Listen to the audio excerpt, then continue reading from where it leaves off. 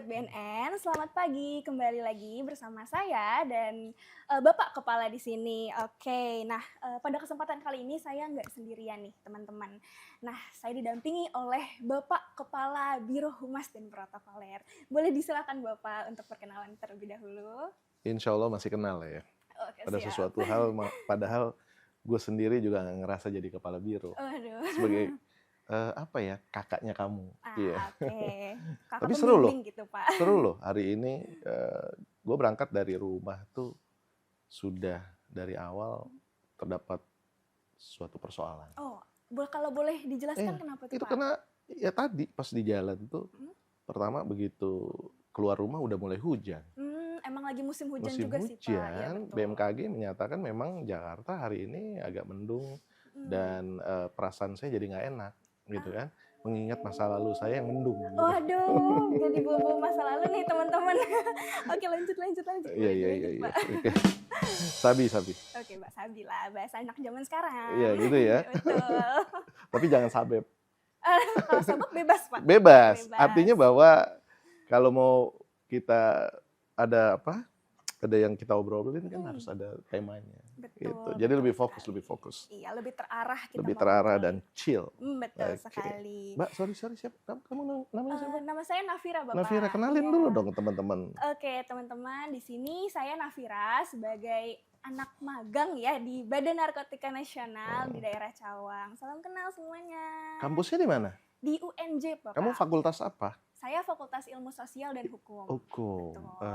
Lebih heavy-nya kalau kalau UNJ hukum dan tadi ilmu sosial jadi satu fakultasnya atau gimana? Iya, betul. Jadi di UNJ itu ada beberapa fakultas, ada Fakultas Ilmu Sosial, Teknik, Pendidikan dan yang lain sebagainya. Dan saya masuk ke Fakultas Ilmu Sosial dan Hukum. Oh, digabung ya berarti ya? Iya, beda-beda, Pak. Nah, di fakultas lagi ada lagi cakupannya di program studi. Oke.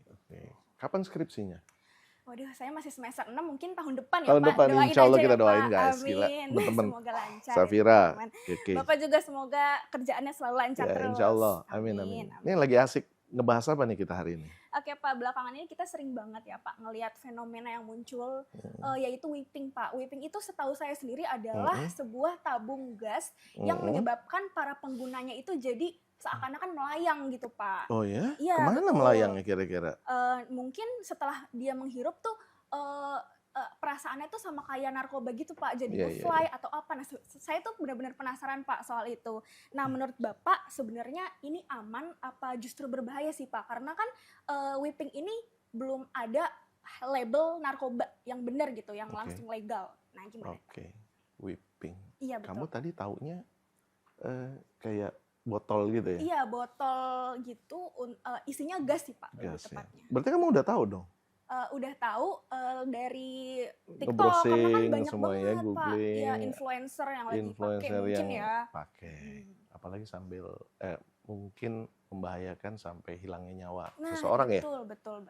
Dan kita juga belum bisa pastikan apa itu penyebabnya. Ya kan?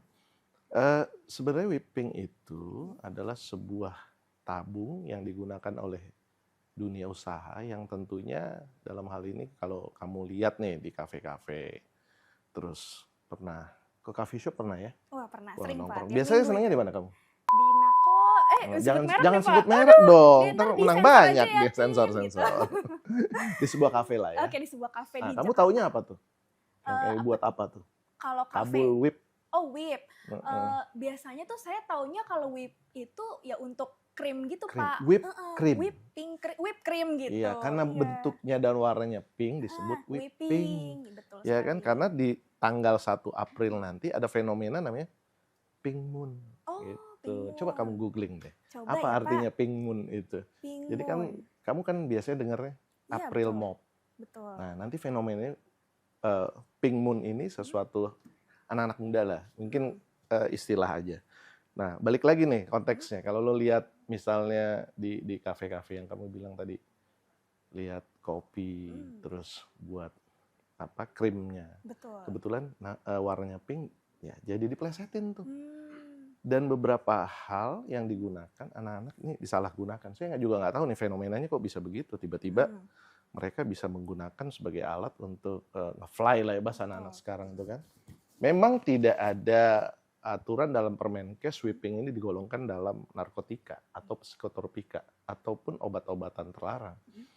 Kenapa? Karena memang belum dimasukkan dalam Permenkes yang berlaku. Nah, artinya bahwa pelaku-pelaku kejahatan ini mungkin melihat fenomena ini untuk membuat sesuatu hal ini di luar kesadaran mereka. Ngefly lah bahasa anak-anak sekarang.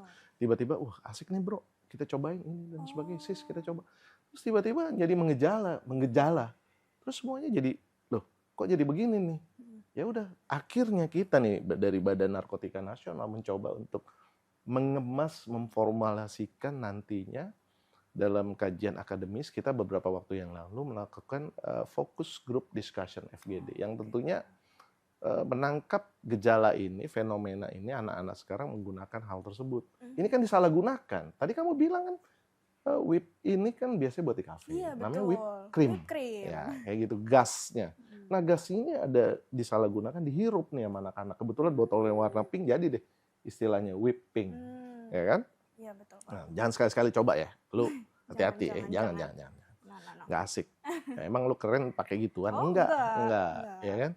Dan beberapa waktu yang lalu ya lu lihat aja coba ada beberapa yang menjadi korban. Betul. Saya melihat di media sosial ya, saya bukan penyidik, tapi indikasi kuat ke sana menggunakan whipping ini ada, namun karena keluarga dari si korban ini berkeberatan untuk dilakukan autopsi, katakanlah demikian. Jadi penyidik ini tidak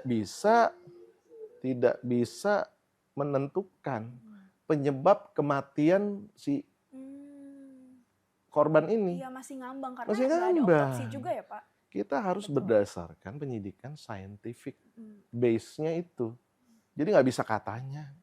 Loh, kalau ada botol di situ terus emang pasti dia yang pakai kan belum tentu. Betul. Karena jadi belum ada autopsi juga. Ya harus ditentukan secara saintifik melalui apa? Otopsi salah satunya. Dokter atau ahli nanti akan menyatakan bahwa penyebab kematian si A ini berdasarkan A, B, C itu nanti ada kajiannya secara medisnya dan kita penyidik akan menyimpulkan sementara dan nanti yang menentukan pelaku siapa sebenarnya yang menyuruh atau memaksa sekalipun kepada si korban untuk menghirup whip ini, nah itu akan ditentukan di sidang peradilan. Nah gitu, kamu pernah ikut sidang peradilan nggak? Kebetulan kan hukum katanya. Lebih ke komunikasi. Komunikasi Pak. publik tadi ada. Penasaran sih Pak tapi iya. Alurnya. Oke, berarti untuk tadinya merek whipping itu emang pada dasarnya untuk pembuatan kue gitu kali ya Pak, mungkin karena disalahgunakan. Iya. Baik. Berdasarkan pengalaman ya kita tahu. Kamu juga tadi bilang, iya ternyata di coffee shop begini bla bla. Pusing lah pokoknya. Gila. Oke, baik Pak. Nah, berarti kira-kira setelah banyak yang menggunakan nih Pak, boleh silakan dimakan dulu Pak mungkin. Aku mau lihat-lihat aja. Iya Bapak. Nah, untuk dampak ya Pak, dampak atau resiko apa sih Pak yang bisa terjadi gitu jika whipping ini tuh digunakan baik dalam jangka pendek maupun jangka panjangnya gitu Pak? Iya. Karena ada zat apa sih Pak di sana? Oke, di situ ada sebut secara ilmiah, secara akademis ada istilahnya N2O senyawa itu ya. N2O ini mengandung zat-zat yang tidak baik untuk kesehatan kalau kita salah gunakan itu tadi. Kalau jangka pendeknya mungkin ketergantungan halusinasi, ngefly, ya tergantung si pemakai ya. Mungkin hari ini dia lagi sendu, sedih, mungkin itu bisa mengendos, menghilangkan rasa sedihnya. Bahkan atau sebaliknya, bertambah sedih juga. Artinya bahwa tingkat kesadaran ini ya udahlah, intinya nggak asik lo pakai itu. Iya, kalau lo sampai lo tahu dan coba pakai, bahkan kita lihat sudah ada yang meninggal dunia kalau berlebihan. Jadi saraf otak kita itu akan diserang. Jadi yang taunya 1 tambah 1 2 ternyata bisa berbeda, ya kan? Betul. Jadi lo guys, lo nggak keren kalau lo pakai dan nggak asik gitu. Oke, untuk dari sisi Badan Narkotika Nasional sendiri nih ya Pak, bagaimana sih Pak upaya yang sudah dilakukan gitu oleh BNN untuk mengatasi fenomena yang terjadi semacam whipping ini? Oke. Kamu siapa tadi namanya? Nafira Bapak. Nafira. Iya. Kayak sebuah band. Waduh, apa nih itu Pak kalau boleh tahu? Gila. Ada lagunya loh. Oh, Naf. Tahu gak kamu lagunya apa? Kenanglah aku sepanjang hidupmu. Gitu kan? Terus. Mungkin satu saat. Gitu Mas, tahu saya. Iya bener. Bener, Coba kamu googling. Apa judulnya itu? Kenanglah aku. Refnya gimana refnya? Mungkin. Suatu saat nanti kau temukan bahagia meski tak bersamaku. Bila nanti kau tak kembali.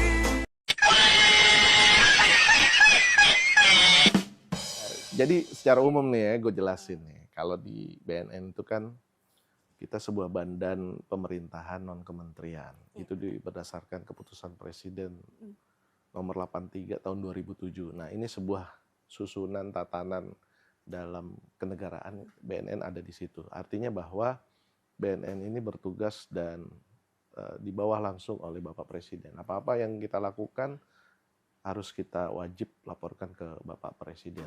Apalagi beliau sudah mencanangkan sebuah program Astagita. Dalam poin nomor 7-nya jelas terlihat di sana, yaitu memperkuat reformasi hukum, politik, dan birokrasi, serta memperkuat pencegahan dan pemberantasan korupsi dan narkoba. Artinya bukan hanya dari aspek narkoba, di situ ada hukum, politik, birokrasi, korupsi. Itu intinya harus ditegakkan aturan sesuai dengan aturan yang berlaku. Nah, salah satunya tadi saya sampaikan, di Kepres tadi kedudukan Badan Narkotika Nasional secara kelembagaan ya di pemerintahan kita.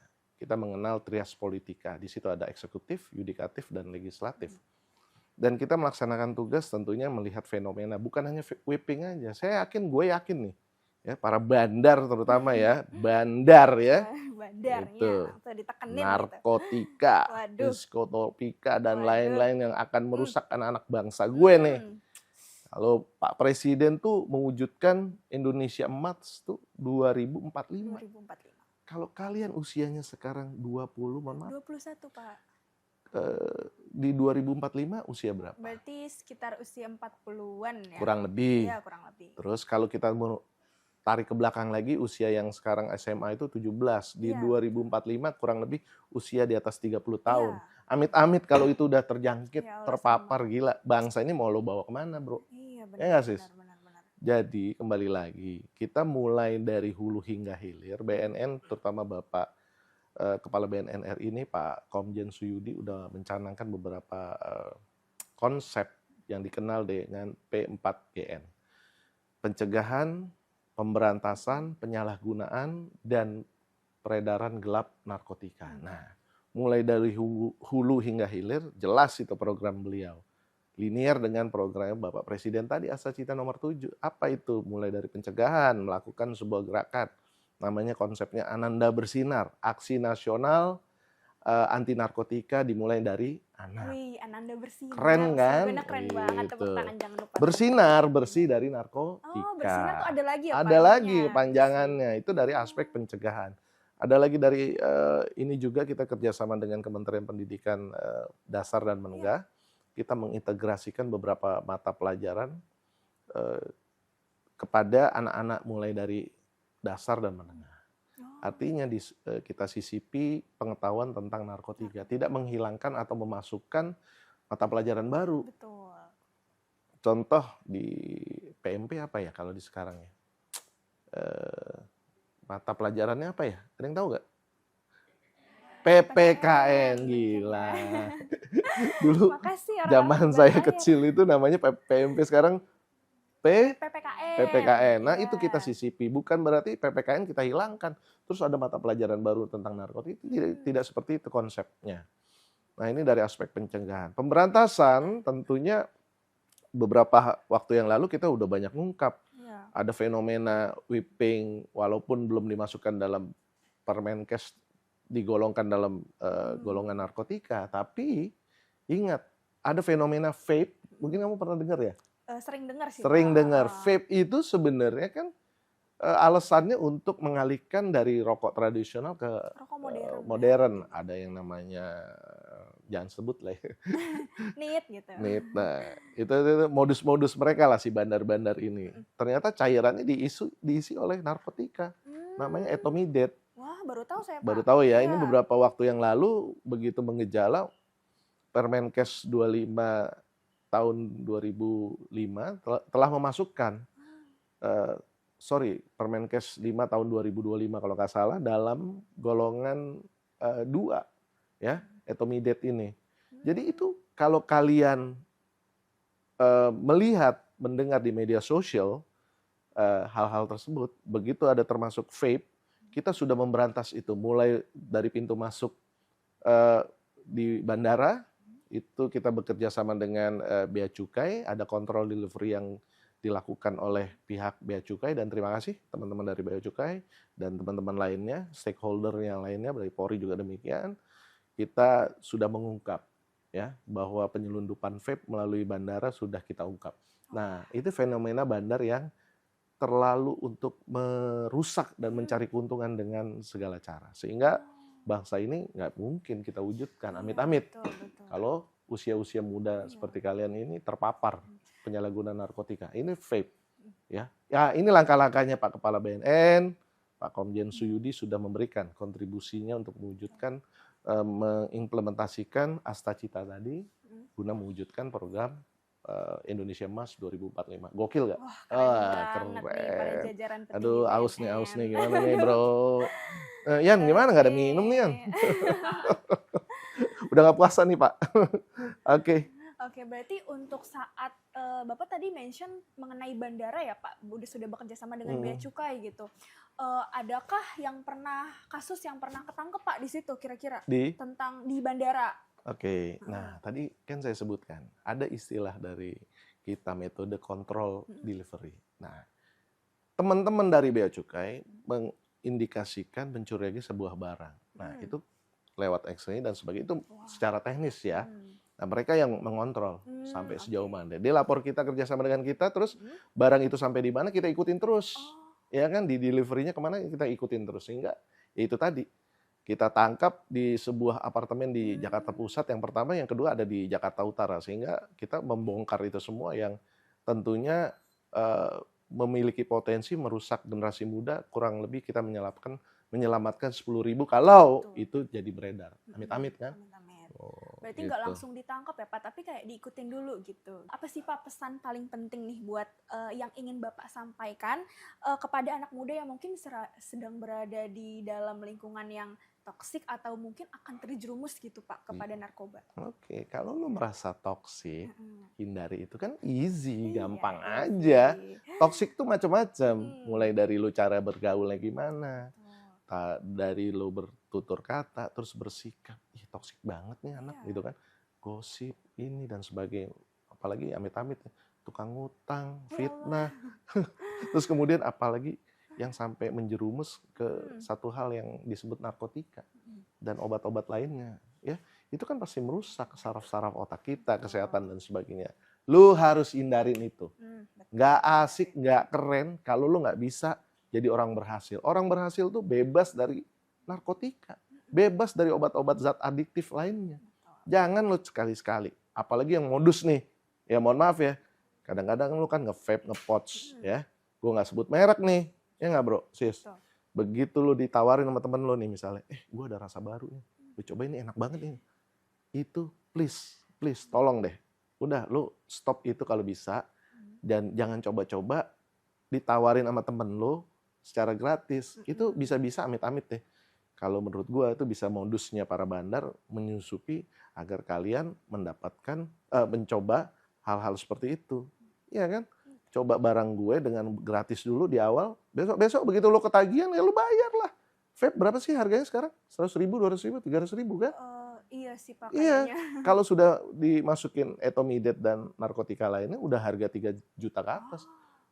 Itu lo harus curiga. Begitu lo ngerasa badan lo ketergantungan, itu akan nagih dan terus.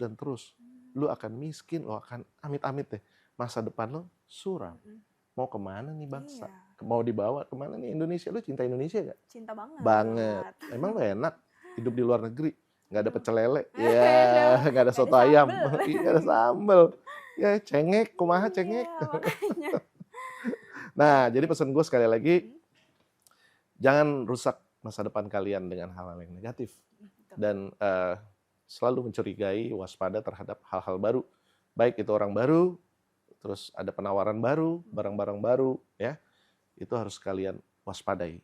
Ya, bukan gue ngelarang, tapi beware, watch your step, open your eyes, and then be yourself. To be a good success. Bagus banget, To achieve Bapak. Indonesia Emas Widih. 24-45. Terima kasih Bapak, Thank keren you. banget. Nah oke, mungkin sedikit ada slogan BNN gak nih Pak, biar teman-teman pada semua tahu. Oh iya, Gimana? ada. Pak BNN, Kepala BNN, Pak Komjen Sudi punya Gimana, yel-yelnya, War on Drug for Humanity. Wih. Kalian harus jawab huha. Huha gitu Pak. Oke, siap. coba dong. Gimana Pak? War Tahu on dong. drugs. Gimana Pak? Maaf. War on Drug for Humanity. War on drugs for humanity. Huha. Wah, oke, jangan lupa teman-teman ikutin di rumah ya yang nonton. Keren. Oke, nah baik, terima kasih. Terima kasih juga kepada Bapak Kepala Biro sudah menyempatkan diri untuk hadir ke podcast kami. Sekian, terima kasih. Dadah.